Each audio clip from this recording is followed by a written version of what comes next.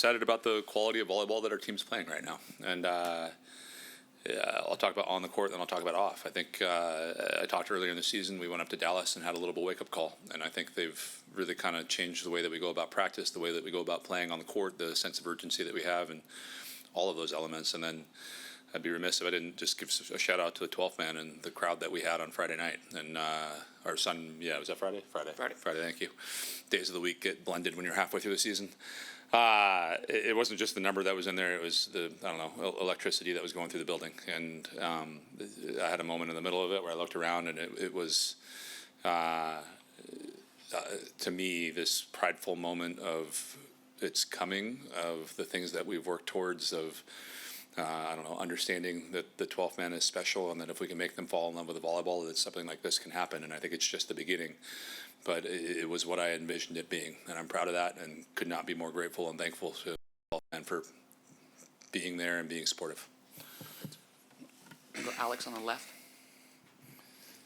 I know it's still early in the week, but just what have you seen early from South Carolina and Alabama as y'all get ready to play them? Yeah, they're good, and their coach was hired really late in the hiring cycle, and it's dangerous when that happens, just with the transfer portal being what it is, and having limited time during the spring to kind of get your team to be playing the volleyball that you want it to play. But I think they're playing clean volleyball, and I think they're a dangerous team, and I think they're 0-2. I didn't look at the record. I just started studying them, but I don't think their record is necessarily indicative of how good they are. And I think you're seeing it across the country and within the SEC right now. Every night is a battle, and I think it'll be just that against them. Perfect. We'll go to the back row to Donna on the left. Coach, last week you kind of talked about just having those better practices and stacking, consistent sets on top of each other. Just how do you feel like this first week of SEC play, you're able to continue doing that, and I hope it continues into this week?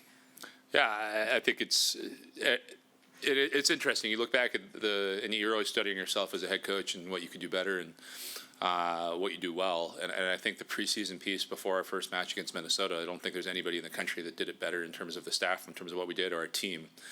And I think all of a sudden, Everett, I said this to somebody, or maybe it was ESPN this morning when I was talking to them, I think people forget that our athletes are also students. And then you throw the student piece into it, and there's the stressors that come from, we were gone for 9 days in the first month of school. There's 9 out of 20 days.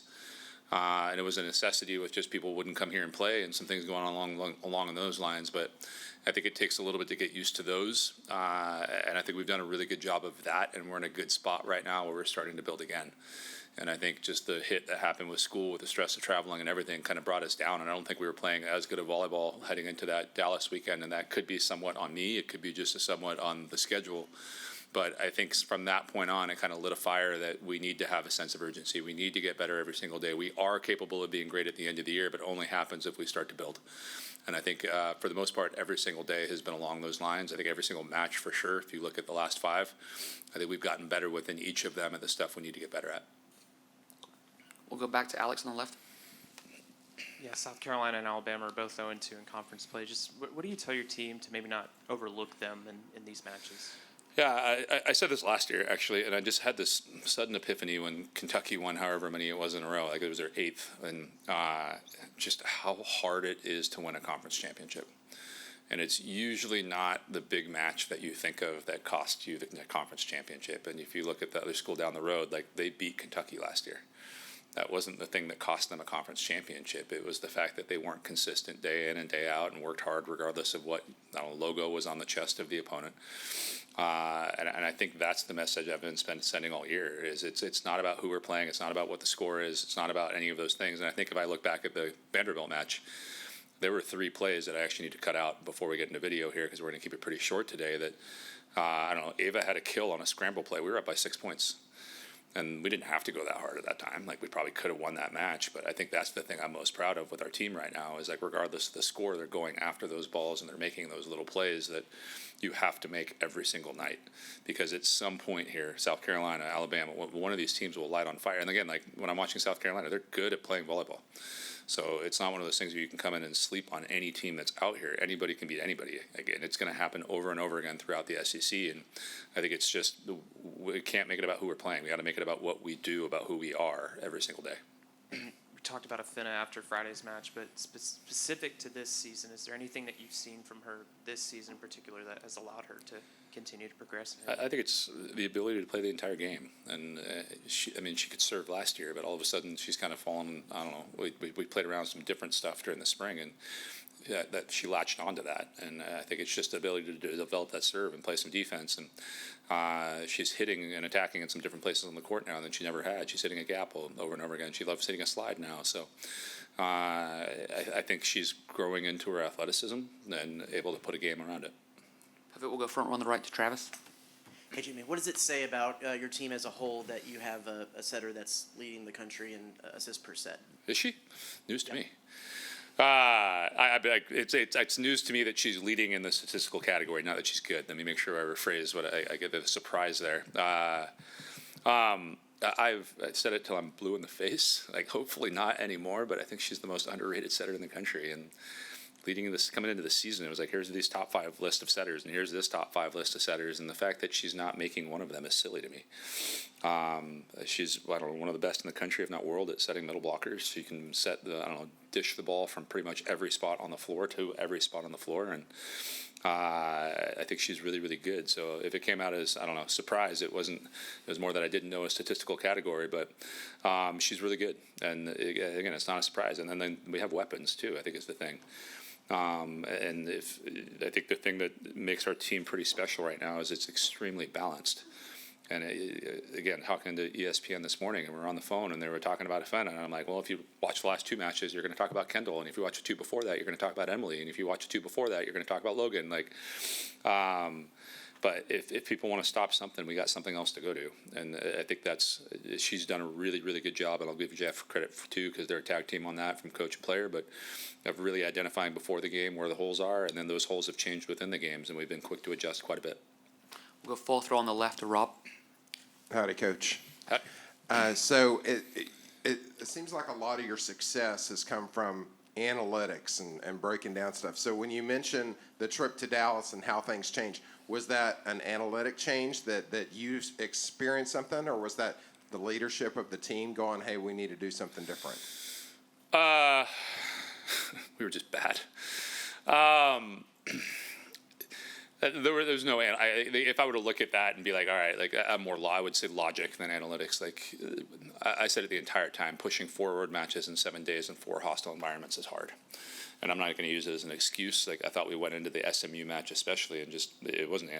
We couldn't. Function in the way that we normally function. And when I say that, it's culturally too. Like, and not like it's people are angry at culture, but like, hey, these are the things on the volleyball court that Texas A&M volleyball is going to do every single night. We didn't do those things. And some of that was, and I apologize to them the next day. Some of that's on me for not holding them accountable to it. But some of that's on them for not holding themselves accountable to it. And we got a lot of head nods in the room. And again, that next night, I said this before, like the TCU matches, even though we lost, I was pretty proud, because it's really hard to make that 180 degree of a change within 24 hours with a 45-minute practice in the morning. And we did it. And I thought we ran out of steam at the end, but I think that was kind of the catalyst to being where we are right now and playing good volleyball. So analytically, you can look at it analytically, we were bad too. But just to your eye, like it was the little touches that we've talked about being a trademark of kind of who we're going to be, we weren't doing. And we are now. Like I want to go back and take a look at kind of all the little touches. And I actually told them last week, like my happiness level is kind of based on that within a match. I found like we found a way to statistically analyze that with a new metric that we looked at.